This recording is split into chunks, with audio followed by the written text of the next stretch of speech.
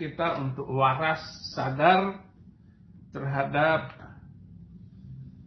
ajaran dunia yang suka menipu dan menghina kemanusiaan. Itu sebabnya saya akan tampil terus dalam rangka menyadarkan orang dari kebodohan dan tertutupnya sinyal manusia untuk berhubungan dengan Tuhan. Maka saudara-saudara, saya berusaha maksimal untuk terus menyampaikan firman Tuhan. Jadi judul yang diambil pagi hari ini waktu Amerika, malaikat Allah tidak masuk dalam rumah yang ada anjing dan gambarnya. Jadi malaikat itu tersiksa karena ada anjing, tersiksa karena apa yang dilakukan anjing ini kotor, saudara-saudara, suka menggigit, suka menggonggong, sehingga suasana di dalam lingkungan itu sangat tidak dihormati oleh sang anjing. Padahal ya anjing juga kasihan lah, dia kan semacam manusia di kalangan binatang. Yang nonton saya live di 2 tempat. Saya berharap bahwa channel Saifuddin Ibrahim beralih ke yang ada TV-nya, Saifuddin Ibrahim TV. Karena saya akan live di sana dan banyak berita-berita, artikel-artikel dan isi-isi yang akan saya sampaikan terus-menerus di channel yang ada TV-nya, Saifuddin Ibrahim TV. Jadi itu saudara-saudara. Saya bacakan dulu hadisnya ya. Hadis ini ya terkenal lah. Innal malaikata la tadkhulu baitan fihi kalbu au suratun. Kalbun au suratun. Jadi malaikatnya orang muslim itu paling takut sama anjing. Pertanyaan saya, apakah malaikat pernah digigit anjing sehingga takut sekali dia sama anjing itu? Nah ini pertanyaan saya. Ataukah memang ahli permalaikatan itu, orang yang ngomong itu seperti itu, sehingga orang Muslim itu tidak mau memelihara anjing di dalam rumahnya karena sangat mengganggu dan sangat tidak sopan begitu. Saudara-saudara, di dalamnya ada gambar. Malaikat rahmat tidak mau masuk ke rumah itu. Yang ada gambar yang dilukis. Misalnya apalagi salib. Salib itu ada jin kafir gitu. Malaikat nggak mau ketemu salib yang di belakang saya ini. Bahaya. Tetapi saya lihat orang-orang barat, orang-orang di Eropa itu kaya-kaya. Berarti malaikat rahmat itu nggak masuk ke dalam rumahnya. Dia kaya. Berduit. Terus duitnya yang bawa siapa masuk?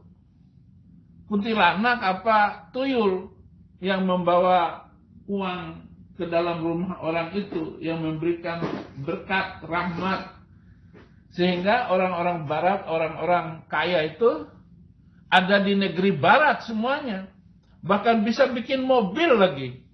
Nah bagaimana malaikat rahmat itu masuk ke rumah mereka? Nggak ada itu mobil buatan Arab, nggak ada.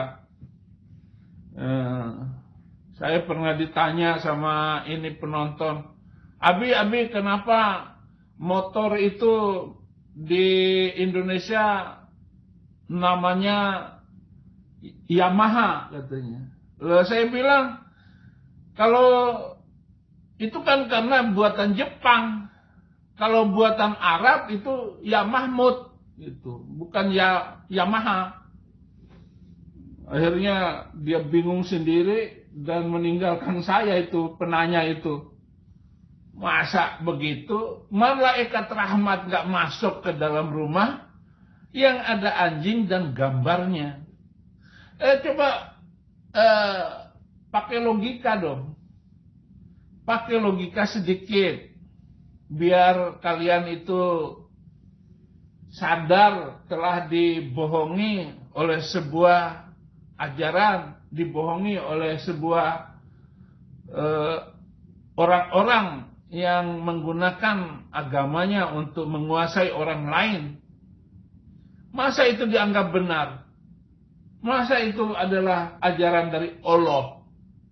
Allah mana yang ngajar seperti itu? Bahwa anjing itu sangat berbahaya untuk dipelihara. Atau si pembicaranya ini dulu yang mengeluarkan pendapat bahwa malaikat nggak akan masuk ke dalam rumah orang yang ada anjing dan gambarnya, mungkin pernah digigit anjing itu Nabi itu, sehingga dia ngomong seperti itu. Ya. Ini apa maksudnya ya? Kok sampai segitunya orang-orang percaya begitu saja gitu? Itu kan ya kalau yang ngomong kepala suku dukun sih saya percaya, bolehlah gitu. Kalau itu dari sang nabi gitu.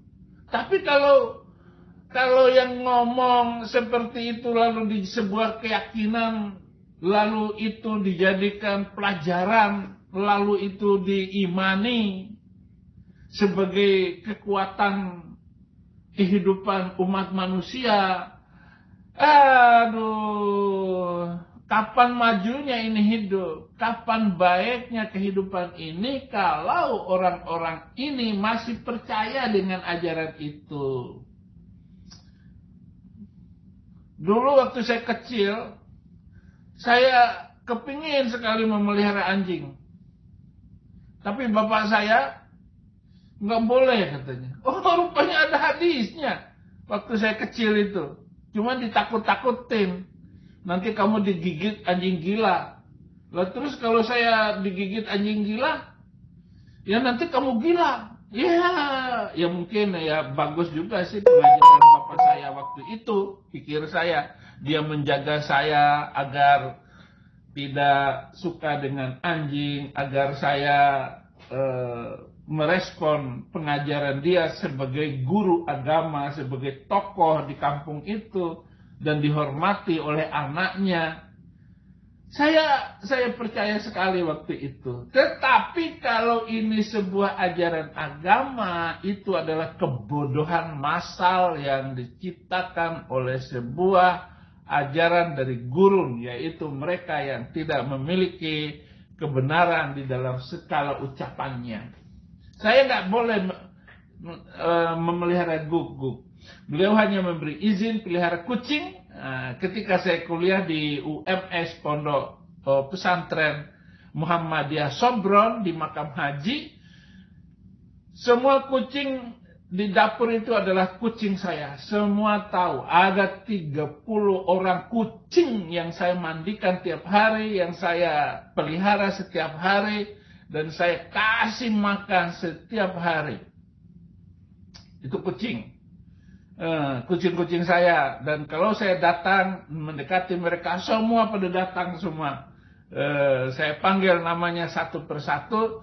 Dan kucing yang saya anggap sebagai itu namanya, saya kasih nama Joko. Kalau saya panggil Joko, dia datang lari kencang, itu kucing saya.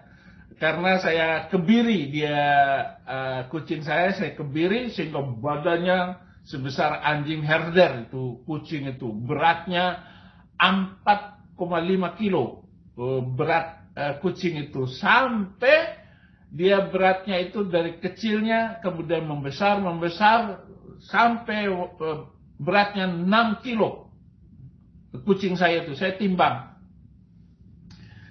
di Hajar Noria Sobron itu. Saya mandikan, saya pakai kerincingan di leher agar semua tikus takut sama kucing saya. Ya, jadi saya kebiri dan besar sekali badannya. Kalau Joko itu jalan di tengah-tengah yang 30 orang itu, 30 orang kucing, dia sangat dihormati dan dia kasih hormat. Dia kalau lihat kucing jantan yang mengganggu, yang suka berantem, dipukul sama dia, pak pak gitu. Lari ketakutan. Nggak ada yang, si Joko ini mulus badannya, karena badannya gede, nggak ada yang berani ngelawan dia, si Joko.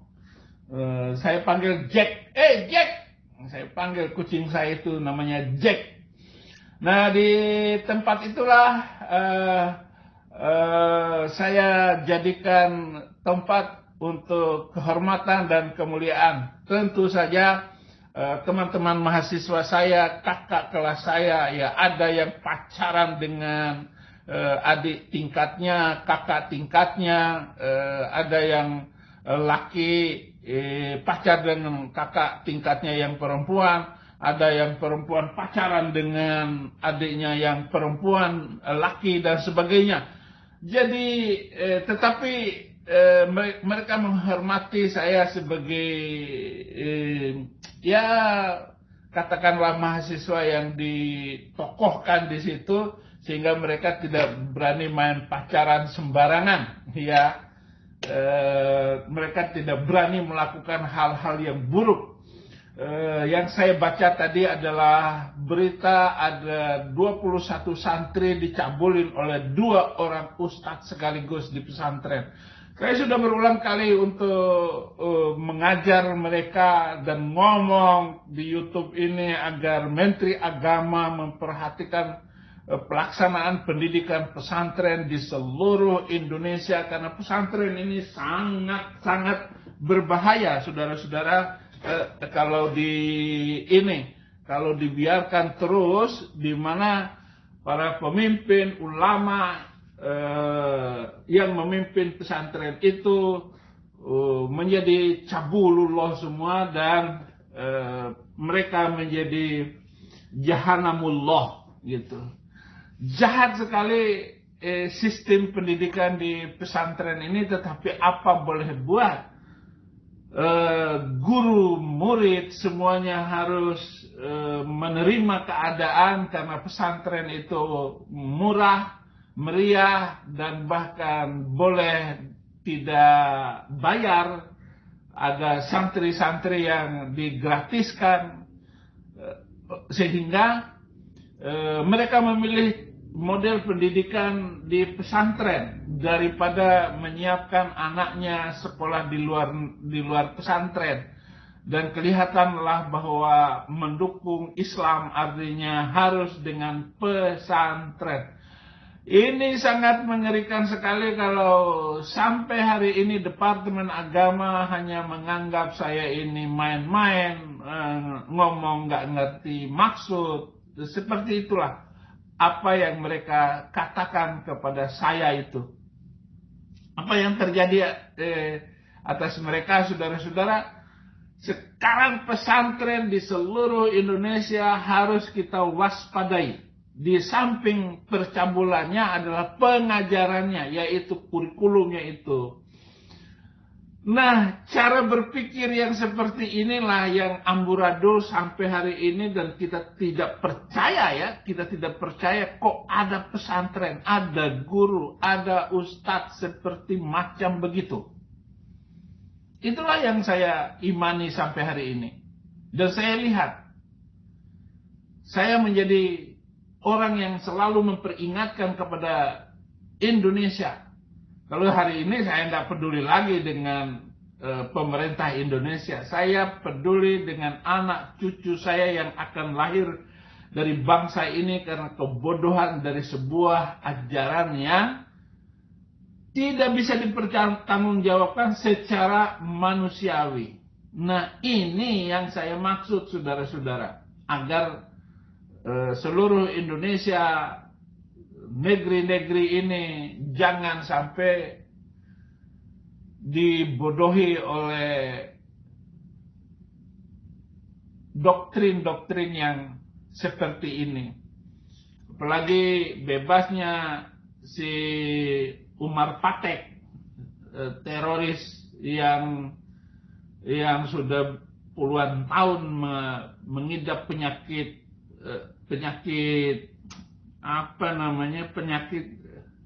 kerusakan mental karena percaya dengan ajaran Sabulullah tadi. Ya, saya usul kepada para ustadz yang mengajar di pesantren ini, ya dikebiri dulu lah. Jangan mengajar, dikebiri dulu yang satu, kemudian harus divaksin kencing onta, vaksin kencing onta lagi. Vaksin iman dulu, firman Tuhan, ya harus diperbaiki dulu itu mentalitas pengajar seperti si Umar Patek, agar jangan sampai ada lagi ke depan ini, jangan ada lagi, pokoknya jangan ada lagi kekerasan di bangsa kita. Lahir budaya saling mengasihi, saling mencintai. Kalau enggak, kita tidak bisa memastikan dan kita tidak bisa untuk kita tidak bisa percaya lagi bangsa ke depan ini. Belum lagi tipu-tipu di kalangan pemimpin yang mencuri uang negara, yang mencuri segala macam, ya curi-curiannya luar biasa, saudara-saudara. Sampai hari ini Pak Jokowi ini tidak bisa memberikan kepastian kepada kita bagaimana dia harus menjadikan Indonesia sebagai negara yang negara yang bersih dari korupsi. Ini negara yang sangat berbahaya sekali bagi siapapun ke depan ini. Yang menjadi warganya adalah orang-orang bodoh. Seperti sebuah desa, anak-anaknya yang pintar itu akan meninggalkan desa itu. Gak mungkin dong yang pintar itu tinggal di desa itu kembali. Pasti dia pergi dari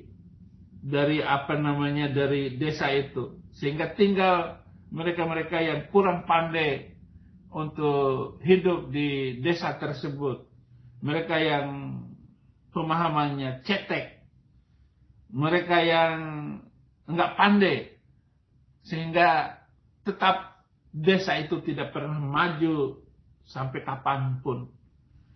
Inilah yang menjadi perhatian saya.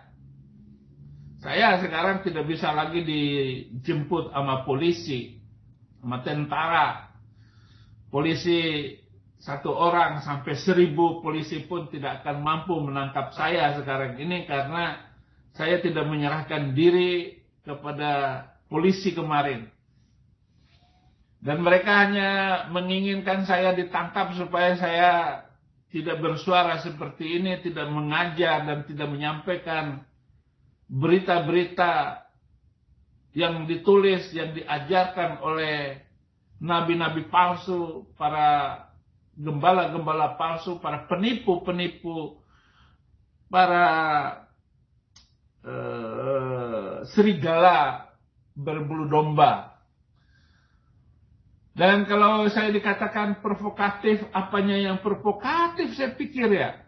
Si sudrun-sudrun ini marah dengan apa yang saya sampaikan seperti sekarang ini. Ya itu tertulis kok. Ya jangan sampai anak cucu saya, walaupun masih muslim itu anak-anak cucu saya tetap peduli.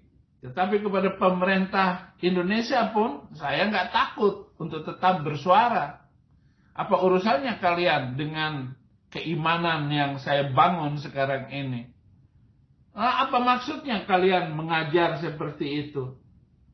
Umar Patek kok ditakutin? Itu penjahat. Bom Bali itu 200 orang mati.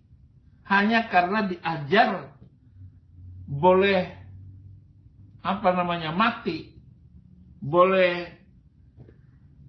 Boleh mengambil nyawa orang karena beda agama, karena beda keyakinan. Apa yang bisa diharapkan dari ajaran begitu kalau saudara-saudara masih tetap percaya juga dengan model iman macam begitu, saudara-saudara? Ya, ayo buka room dialog. Ya, kalau channel Saifuddin Ibrahim yang besar, yang saya tunjuk ini, saya nggak bisa buka forum dialog. Anak-anak pengerja saya kalau pagi-pagi begini belum bangun.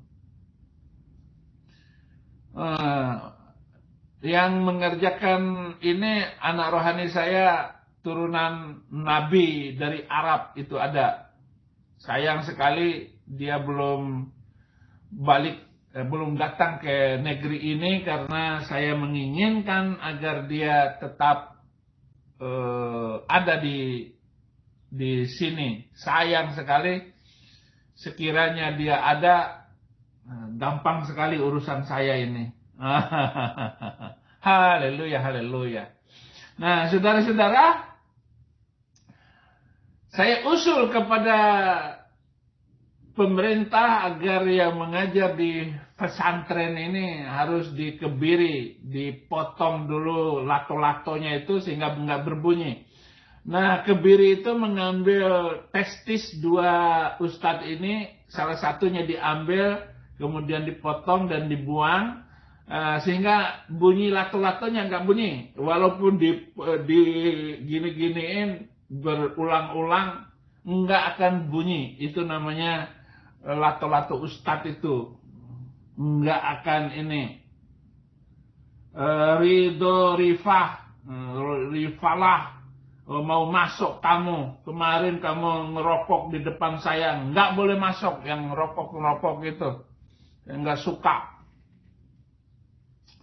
Nah, saudara-saudara, harus bagaimana ini? Memang saya tukang usul saya untuk menghapus 300 ayat juga belum dijawab oleh si Menteri Agama, malunya sudah sampai ke ubun-ubun. Nah, ustadz macam-macam apa itu tidak berani juga untuk menjawab pernyataan dan keinginan saya. Nggak mampu lah, dari mana lagi bisa mereka fahami. Masa harus menghapus kitab suci? Ya hapus aja. Mereka jangan taruh emang pesantren itu surga. Maka pesantren Habib Bangor di Bogor, Habib Bangor itu sudah ditutup oleh pemerintah karena tidak memiliki izin untuk beroperasi. Nah, di situ juga Firza Hussein itu dikerjain sama Habib Lato-Lato itu, yang sekarang ini kelihatannya sudah mulai tidak bangor lagi dan sudah mulai memperlihatkan bahwa dia itu sepertinya toleransi dan damai demi Yohanes Anis itu sudah mendapat nama baptis. Nama baptis kayak begitu itu nggak boleh dipakai sembarangan. Aneh itu, gereja juga kasih nama baptis si Prukusuntur Anis Baswedan bisa begitu sampai hari ini. Nggak masuk akal saya bisa ada gereja ngasih nama Anis untuk untuk nama Anis untuk sebagai orang yang mendapat gelar itu. Orang yang mendapat gelar macam begitu itu enggak, apalagi dia nama Yohanes itu adalah nama penginjil besar yang menjadi kekaguman saya. Loh, kok dipakai nama dia? Demi untuk nyapres, Anies mau menerima nama itu. Inilah kekacauan pola pikir turunan Yaman itu. Dia mau menjadi pemimpin, mau menjadi terkenal dengan cara seperti itu. Itu adalah kebodohan yang tidak bisa Bayangkan untuk menjadi gubernur, dia menggunakan ayat dan mayat. Ada ibu-ibu yang meninggal, dibiarkan dan dicuekin karena dia pendukung Ahok itu. Nenek, nggak disolatin. Barang siapa yang mendukung Ahok maka tidak boleh disolatin katanya. Pakai ayat lagi. Hanya urusan begitu. Lah orang-orang yang mendukung Ahok ya ketakutan lah. Dan menanglah si Sudrun ini. Lah sekarang dia menerima nama Yohanes Anies. Ya kalau ada pendeta ataupun denominasi yang mengajar seperti itu, yang memberikan, itu urusan dia dengan Yesus Kristus. Urusan dia dengan Yesus Kristus. Masa bodoh. Juragan Empang. Stranger. Juragan Empang ini orang Kristen kayaknya. Lupa-lupa ingat saya ini ya. Di Bogor juga Yohanes Rizik membawa Firza Hussein. Sampai dia bongkar lewat percakapannya dengan kakak Emma. Dan habislah karir Habib Rizik ini menjadi imam besar Lato-Lato. Saya tidak percaya dengan ajarannya itu, dan saya tidak mau percaya bahkan malaikat tersiksa karena ada bawang putih, bawang merah, baunya itu merusak ke pendengaran dan penciuman. Ya lucu aja. Saya tidak percaya Kak Emma. Wah, itu viral sekali, itu seluruh dunia, anak kecil sampai kakek-kakek gitu. Jadi malaikat dalam Islam itu takut sama anjing, dan sampai sekarang saya tambah tidak percaya dengan ajaran Nabi itu baginda, bahwa baginda ini kelihatan lucu sekali gitu ya. Yang sebelah sana saya nggak membuka ini. Juragan Empang silakan masuk. Shalom Abi. Ya, haleluya. Haleluya. Saya selamat dulu buat Abi, sudah dapat duit Pak ya. Itu supaya Jenderal Bintang 7 makin pusing. Iya, doa kita udah dijawab Tuhan. Saya selalu berdoa buat Abi. Ya, kalau nggak ada jenderal yang jemput saya juga, maka harapan saya itu mungkin nggak diterima, nggak bisa ini, karena untuk mendapat green card itu ada yang sudah bertahun-tahun, bahkan 10 tahun nggak dapat. Ya, tetapi saya puji Tuhan. Tuhan Abi kan sudah dapat sekarang kan? Iya, sudah. Artinya sudah lebih bebas buat masukan-masukan, termasuk tadi buat guru-guru yang mau ngajar di pesantren itu benar itu masukan Abi harus memang kalau bisa dibuatlah suatu aturan ke diri lah, tidak perlu itu yang di pesantren perempuan. Ya. Supaya lato-lato aja tadi tidak aduh, lato-lato. Iya. Semoga Abi sehat-sehat selalu di sana di Amerika, sampaikan terus kebenaran, ya. Iya. Di sini hanya share kan? Iya, saya hanya bisa berjuang seperti ini, dan kalau kemarin saya itu dibawa dan kembali ke Indonesia, dipastikan saya akan tetap di penjara, bahkan polisi akan tetap berbohong dengan saya. Nah, kalau dia pun kasih uang 1 miliar, 10 miliar sekalipun, setelah saya masuk penjara keluar, nanti uang itu diblokir, salah kirim, bisa saja itu. Untuk apa uang 10 miliar? Ya. Sedangkan udah masuk aja uang bisa juga mereka manfaatkan, bisa diblokir. Jadi lebih bagus memang Abi sudah safety di sana. Nanti pelayanan juga makin bagus. Ya. Ya kan? Ya itu doa kita selalu. Nabi sehat-sehat dulu lah. Ya, terima kasih Juragan Empang. Kasihan di channel yang besar ini nggak bisa ikut ini, nggak bisa ikut live streaming dengan saya. Maksud saya nggak bisa buka forum dialog begitu. Masalahnya kenapa Abi itu kalau boleh tahu? Ya, ini kan 2 channel sekaligus saya live, yang satu sana, yang satu pakai HP, yang satu pakai laptop. Nah, untuk membuka dialog begini harus ada laptopnya gitu. Oke Abi. Ya. Kalau yang aneh-aneh nggak usah masukin Abi jadi konsentrasi aja. Iya. Iya. Mereka kan cuman maunya dialog doang, tapi untuk adu ayat, adu kebenaran nggak akan mampu. Iya betul. Yang ada yang masuk receh-receh semua. Iya.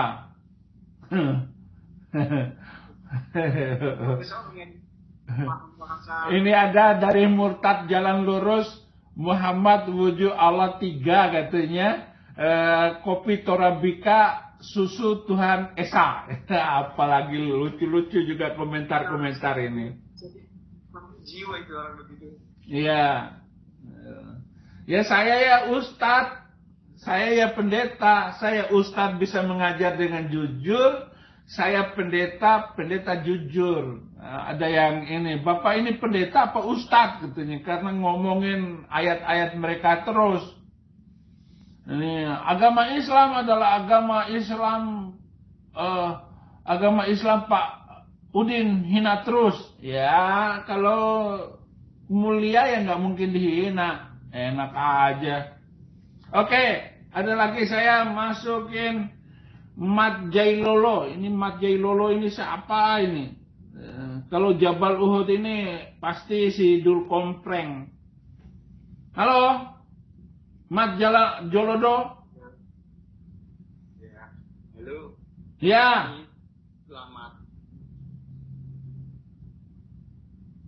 Selamat. Temanya bagus ya. Nggih. Temanya itu loh. Malaikat kok takut sama anjing. Nggih. Luar biasanya.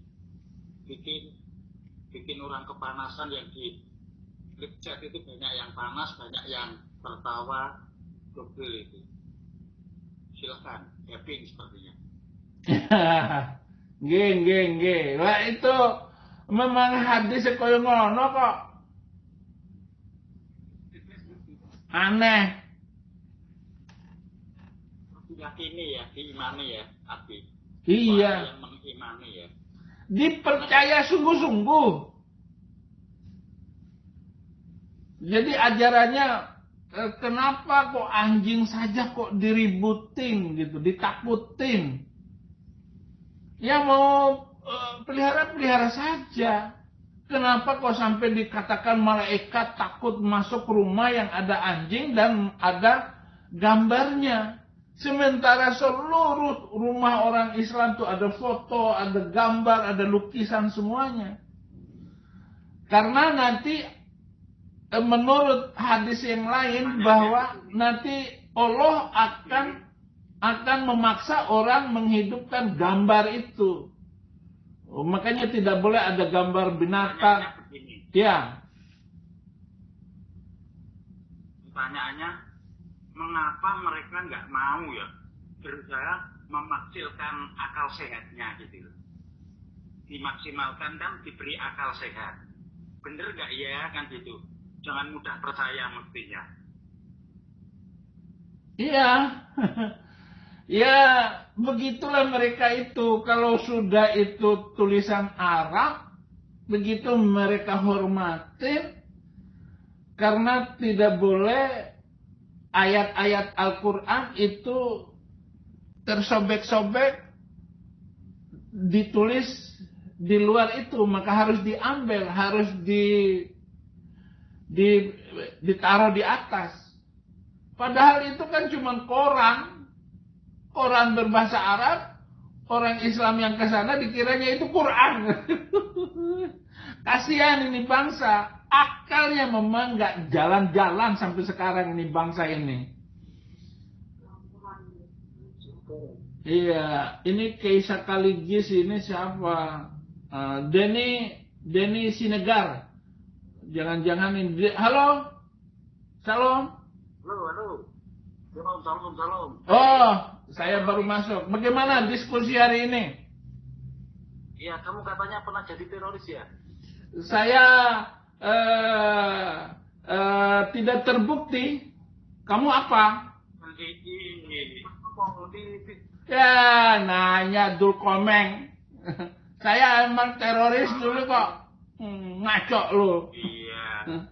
Itu perspektifnya nggak jujur beliau. Harusnya kan tanya dulu, bukan membuat kesimpulan.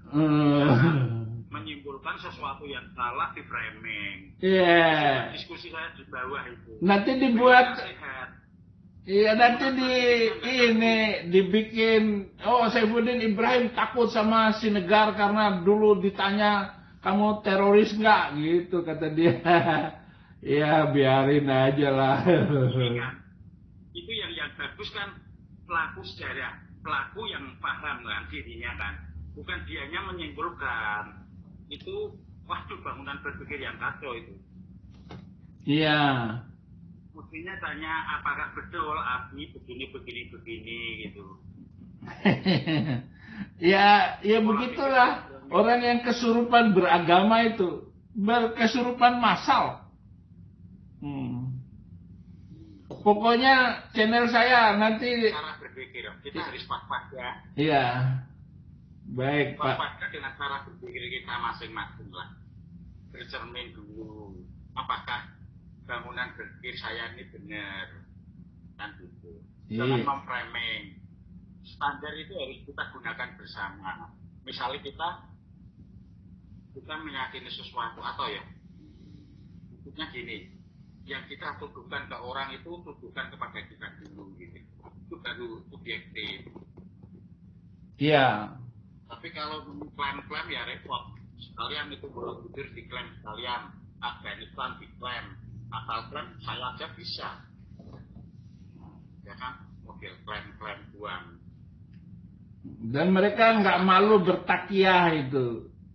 Takiah itu bunglon, mentalitas bunglon. Jadi di mana orang sedang di situ, nah disitulah bunglon. Ya seperti yang dibawa oleh si turunan Yaman ini yang mau jadi presiden itu. Ya nggak salah, terserah dia, tetapi itu mentalitas yang tidak bisa diterima akal sehat sampai kapanpun. Ada Keisa Kaligis ini. Saya hanya mau ngobrol sama orang ini, orang yang saya keyakinan dengan saya. Kalau nggak yakin sih nonton YouTube saya aja. Oke. Keisa. Iya, shalom. Haleluya. Ya, salam. Salam kasih dalam karunia Tuhan kita. Amin. Di Manado. Oh, di Manado. Orang Kaligis. Ya, bagaimana Keisa di Manado? Juragan Engkang. Selamat malam. Selamat malam. Iya, jadi menyikapi tentang antara hubungannya Pak Saifuddin Ibrahim ya, Abi ya. Ya.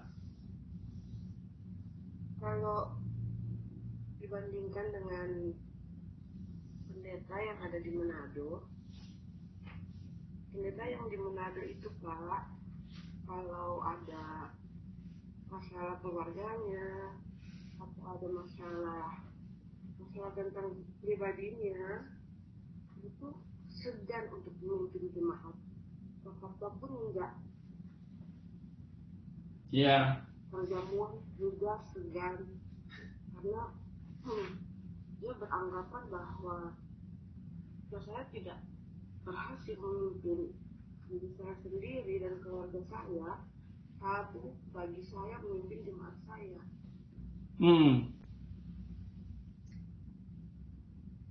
Jadi saya kadang berpikir ini hanya sekedar ya saran membangun. Sebenarnya Bapak jika ada masalah apa mungkin dibedakan antara khotbah dan hubungan rumah tangga. Kita khotbah aja, jangan khotbah dicampurkan dengan masalah rumah tangga pendeta. Nanti kan masalahnya kacau kan. Pendeta tahu sendiri, pendeta itu dilihat banyak orang. Iya, begini Kaisar Kaligis, ada saya khutbah, kemudian ada saya diskusi, ada saya singgung agama sebelah, itu beda-beda semuanya. Khutbah saya murnikan, begitu. Kalau saya campur dengan, saya adalah orang yang bisa dilihat oleh semua orang, dan masalah rumah tangga saya juga harus diketahui orang. Dan bukan masalah saya, ini permasalahan saya, ini adalah juga masalah kalian, masalah siapa saja. Daud saja itu berbicara tentang perselingkuhannya dengan Batseba. Itu Alkitab loh. Bukan, Kaisar dengarin baik-baik ya. Dengarin baik-baik, Alkitab saja berbicara tentang perselingkuhan Daud. Dan Yesus itu disebut dari Daud itu. Kamu jangan mengungkap membicarakan dengan bahasa halus seperti itu, Keisha. Saya lebih mengerti, memahami, dan bagaimana firman Tuhan itu meletakkan permasalahan rumah tangga, perjuangan, dan penginjilan. Bahkan Paulus sendiri mengatakan bahwa duri dalam daging, yaitu keluarganya sendiri, istrinya sendiri. Tetapi Paulus tetap berjalan di atas kebenaran. Dia tetap menginjil, nggak pernah berhenti. Kenapa? Karena pedang itu bermata dua. Pedang bermata dua itu berbicara tentang dirinya sendiri dan juga berbicara kepada orang lain. Harus diomongkan, harus dipercayakan firman itu kepada siapa saja yang bisa mengajar, yang pandai. Jadi jangan kamu sekarang ini ngomongin saya lalu ngomong tentang istri saya. Saya tidak mau berbicara tentang istri saya sekarang. Saya berbicara tentang anjing. Kamu jangan mengatur saya lari dari malaikat. Iya. Malam ini malaikat. Malaikat, Keisha. Topiknya itu masalah anjing. Iya, masalah anjing. Lu bawa ke masalah keluarga saya. Sampai sekarang saya sebagai orang yang terbuka, saya jujur terhadap diri saya sendiri. Bahkan jangankan anak istri saya akan omongkan siapa dia. Kalau dia selingkuh, saya katakan selingkuh. Nah, apa salahnya? Di mana salahnya? Daud saja diselingkuhin dan berselingkuh. Itu yang terjadi, yang harus saya omongkan tentang firman Tuhan ini, saudara-saudara. Jadi jangan seperti Kaisar Kaligis tadi. Dia mau mengajarkan seperti pendeta di Manado. Kita sudah terdaftar. Ada datanya, tidak menghujat. Karena ini ada datanya, nggak asal ngomong. Ini masalah anjing dan malaikat. Jadi kita nggak hujat. Kalau kita hujat itu framing. Ini ada datanya kok, data akurat kok. Iya. Jadi nggak berarti. Nah inilah. Kenapa kalau data diungkap kok bisa panas ya? Kebenaran itu memang menyakitkan ya. Padahal itu fakta loh, ada datanya loh. Ya mungkin ini si Kadrunwati Kristen itu ada macam begitu. Sebenarnya kalau kita izin sedikit, sebenarnya kalau kita lihat dan Gesia sekaligus tadi belajar Alkitab, bahkan di Ayub sendiri pun istrinya itu membujuk karena kesetiaannya kepada Tuhan. Iya. Orang Abi juga sekarang kan setia nih, bahkan sampai meninggalkan keluarga anak di Indonesia kan gitu kan. Kita salut loh, kita aja belum tentu bisa seperti ini saat ini. Jadi kalau dia ngomong di Manado seperti apa juga kita tahu juga kan gitu loh. Katanya di Manado kalau ada pendeta tidak mau memimpin perjamuan kudus, tidak mau melayani umat karena ada masalah rumah tangga dengan istrinya. Itu kan pendeta macam apa yang begitu? Tetap aja melayani Tuhan. Ya walaupun dia si pendeta itu mungkin saja dia jahat juga. Tetap dia harus tetap melayani jemaatnya. Karena semuanya itu urusan Tuhan. Jadi begitu. Tuhanlah hakim kita nanti. Iya. Dialah hakim. Apa yang kita lakukan salah apa benar. Iya. Bukan yang jadi hakim. Iya. Lanjut tadi. Oke. Jadi foto tadi dan gambar anjing, kesimpulan kita tidak masuk akal. Dan malaikat ketakutan, bahkan malaikat apaan macam begitu di dalam agama mereka gitu. Ini tiba-tiba si Keisa Kaligis masuk bicara masalah rumah tangga saya. Saya nggak ada urusan dengan siapapun. Saya tetap menjadi pemberita Injil. Saya tetap akan ngomong kebenaran. Walaupun istri saya melarang saya untuk berbicara tentang penginjilan seperti ini, tidak ada urusan bagi dia. Saya tetap menjadi penginjil. Saya tidak akan mundur sedikit pun. Karena sebelum saya menikah dengan dia, saya sudah menjadi orang Kristen, saya sudah menjadi penginjil. Dan saya sudah melanglang buana. Tiba-tiba istri saya baru menikah 8 tahun ini. Mengatur penginjilan saya tidak akan tunduk sedikit pun. Saya tetap melakukan perintah amanat agung untuk memberitakan Injil kemanapun saya ada. Dan kalau ada orang yang rokok di depan saya akan ngamuk, saya akan omelin. Dan kalau itu orang Kristen, saya suruh injak itu rokok. Dalam nama Yesus saya tidak akan merokok lagi selama-lamanya. Tanyakan kepada istri-istri kalian bahwa kalian istriku, kamu suka saya merokok atau berhenti? Semua istri saya mengatakan berhenti merokok. Kecuali istrinya juga sama-sama merokok. Itu penginjilan. Penginjilan saya, bagian yang harus saya tegur, yang harus saya omongkan. Dan ini harus mengenai siapa saja. Termasuk kalau istri saya selingkuh, saya katakan dia selingkuh. Apa artinya menikah dengan saya? Masalah mengampuni, saya ampunin. 1000 kali kamu berbuat saya akan ampunin. Sampai hari ini. Walaupun ada teman saya, Abi jangan bicara lagi masalah keluarga di media sosial. Saya terima kasih, saya akan dengarkan anjuran untuk tidak membicarakan ini. Gara-gara si Keisa ini ya saya ngomongkan lagi Keisa. Jadi begitu. Ada Jumingten lagi, saya nggak tahu. Dan terima kasih banyak. Sudah 50 menit, hampir 1 jam saya live di 2 channel sekaligus. Terima kasih untuk Juragan Empak, Mat Jailolo, terima kasih juga Keisa tadi, terima kasih. Hanya ada channel Muslim yang masuk sambil ngerokok begini, saya lihat di daftar list yang mau masuk. Terima kasih juga Juminten.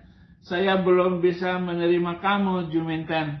Terima kasih. Dan kalau ada berarti ke depan akan lebih keras lagi. Saya akan membuka banyak hal tentang kesalahan-kesalahan itu.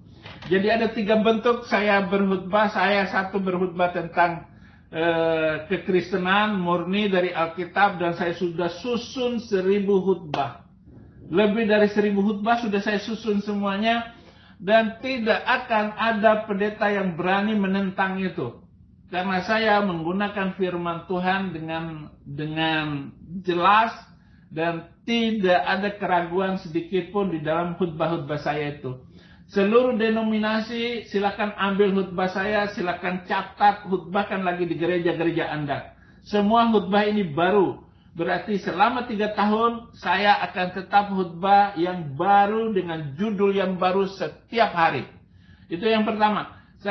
Yang kedua seperti ini, khutbah seperti ini saya akan nyinggung kesalahan-kesalahan itu, karena saya seorang penginjil. Seorang penginjil harus berbicara tentang yang benar dan tentang yang salah. Bagaimana mengerti yang salah kalau tidak dibicarakan kebenaran? Bagaimana mengerti kesalahan kalau tidak dibicarakan kesalahan itu? Jadi dua-duanya saya mix. Saya akan berbicara di manakah kebenarannya, lalu pakai logika kita di dalam seperti ini. Apa yang saya sampaikan sekarang ini, silakan menilai, dan saya orang terbuka. Lu mau suka atau tidak suka, saya tetap akan menyampaikan firman yang seperti ini. Yang ketiga, masalah-masalah gosip setiap hari yang sampai itu akan tetap menjadi perhatian saya, karena saya selalu berbicara kebenaran tadi.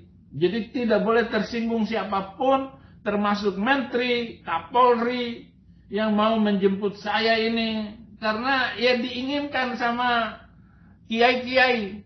Jadi kenapa saya ini mau dijemput, kok terus ditangkap walaupun saya sudah sampai di Amerika ini? Saya tanya kepada polisi itu, Jenderal Bintang 2 itu, kenapa saya ditangkap? Kenapa yang di depan mata Bapak ada ustadz-ustadz yang menghina kekristenan, kok nggak ditangkap, masih bebas sampai hari ini? Gajah di pelupuk mata tidak kelihatan, kuman di seberang lautan nampak sekali. Saya ngomong seperti itu, dia pulang tangan kosong. Seandainya saya menyerahkan diri, kira-kira uangnya berapa yang kalian berikan kepada saya? Kalau cuma 1 M, saya masuk penjara kecil, gak ada artinya uang itu dari kebebasan untuk menyampaikan firman. Firman itu lebih mahal daripada uang 10 M. Tetapi saya ditangkap, saya dibungkam. Apakah kalau saya dibungkam, saya masuk penjara, lalu keadaan Indonesia berubah? Lalu keadaan Indonesia semakin bagus? Apakah akan terjadi seperti itu? Saya ngomong, nggak ada jaminan. Kalau nggak ada jaminan, saya tidak akan kembali ke Indonesia. Tetapi saya tetap mencintai Indonesia, saya tetap mencintai perjuangan saya. Tidak bisa diubah sama siapapun. Hidup hanya sebentar. Umur saya semakin tua. Tetapi ide-ide apa yang Tuhan berikan kepada saya terlampau mahal. Makanya Paulus berkata, bagiku hidup adalah Kristus, mati keuntungan. Jadi jangan sampai. Paulus berkali-kali masuk penjara, saya baru sekali. Tetapi itu adalah sebuah pengalaman. Dan sekarang saya bisa melarikan diri, berada di negeri mana saja. Yesus mengajarkan kalau kamu dianiaya di satu kota, pindah ke kota lain. Jadi kita disuruh pindah. Sekarang saya pindah benua, bukan pindah kota, bukan pindah negara. Pindah benua. Yang Tuhan berikan kesempatan kepada saya dalam menginjil dan memberitakan firman Tuhan. Terlampau mahal firman itu. Dan terlampau mahal ide yang Tuhan kasih kepada saya. dan apa yang saya perjuangkan nanti adalah minoritas. Orang-orang Cina jangan dihina, gereja jangan dibakar. Saya tidak ada untung sama sekali membicarakan ini, tetapi harga yang dari langit tidak bisa saya bayar dengan apapun, karena keselamatan yang saya terima terlampau mahal. Saya tidak bisa dengan bayar apapun, dengan harta kekayaan yang Tuhan berikan kepada saya. Ketika saya di dalam penjara, saya diberkati oleh banyak orang kaya, hamba-hamba Tuhan masuk dalam penjara, kasih saya uang 5 juta, 10 juta, 20 juta sekali kasih. Tetapi itu uang saya kasihkan semua. Pelayanan di dalam penjara. 200 muslim terima Yesus. Selama 1,5 tahun saya ada di dalam penjara pertama ketika itu. Kalau ditabung uangnya bisa beli 2 Innova. Tetapi Tuhan yang punya. Tuhan yang mengambil. Tuhan yang memberikan kekuatan kepada saya. Makanya saya nggak pernah takut sedikit pun. Dan saya nggak takut akibat daripada saya membongkar kesalahan istri saya. Supaya dia juga bertobat.